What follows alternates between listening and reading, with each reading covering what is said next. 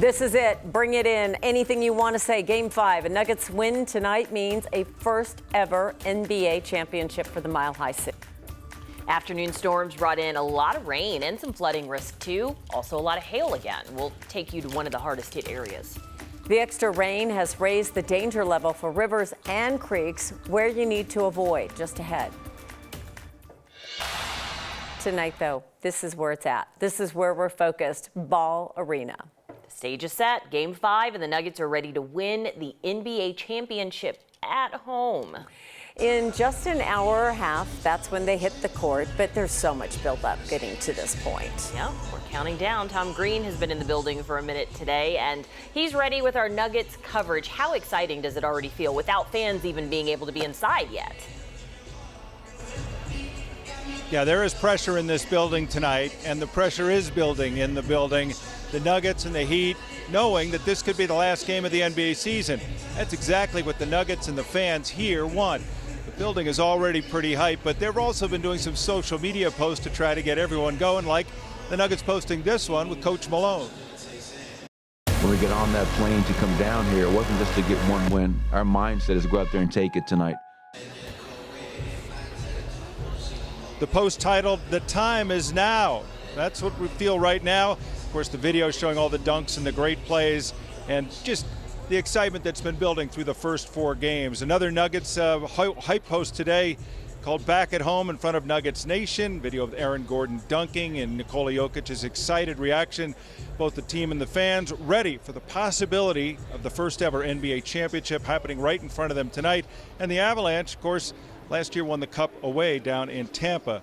Plenty of official agencies adding their own boosts, if you will, including the Adams County Sheriff's Office. They sent out a tweet today with a big "Let's Go Nuggets" message, but also a special video of someone in a Nuggets uniform mimicking a slow-mo dunk.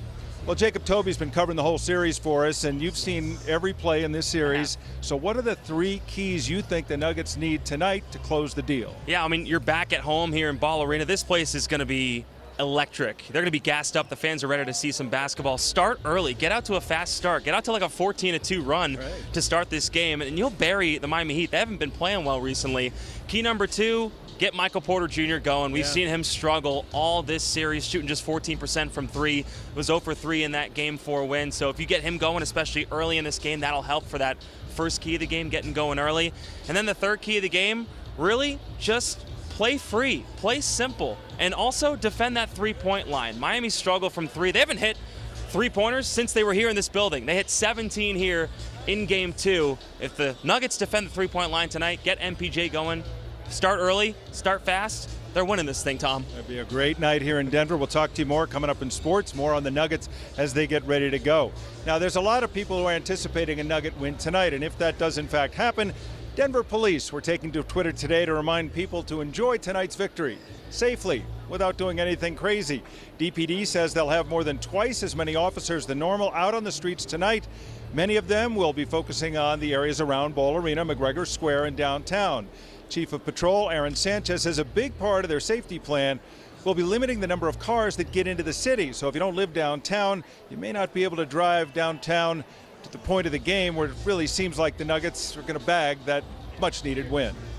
The best case scenario would be have a big lead. We would start the diversion plan early, and then go from there. And again, if it's a closer game, we'll just we'll see how the game goes. Well, now the question is, how will the celebration go should the Nuggets win tonight? We've had the best celebration, he said, was last year when the Avs won the Cup. The worst was when the Avs won the Cup the first time, back in 1996. So hopefully they'll have a reason to celebrate tonight, and the celebrations will go well. I know it's been a busy day for Kathy because all of a sudden the weather was trying to steal some of the headlines from the Nuggets. It really was. It's like our other big story Trying to make a run at it. I know. Tom will check in with you more in the next half hour as well. But first, we want to talk about all that weather we saw, what to expect tonight. This afternoon's storm caused quite a few problems. So much rain came down that 6th Avenue between Sheridan and Federal had to be closed for a time earlier today.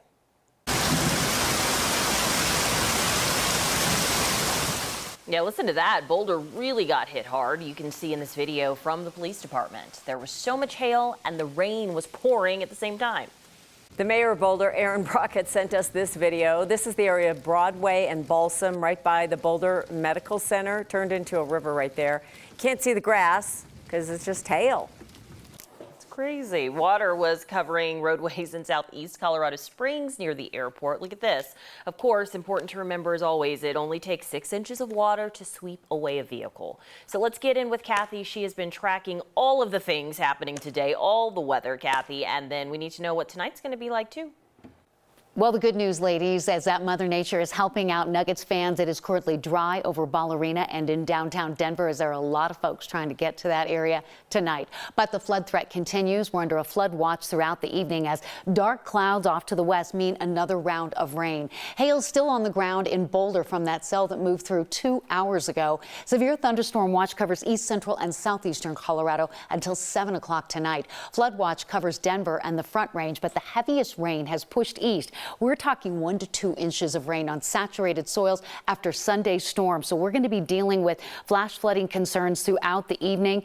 Denver, as I mentioned, currently dry, may not stay that way the entire night after a day with 1 to 4 inches of water on the ground after being saturated from Sunday's storms.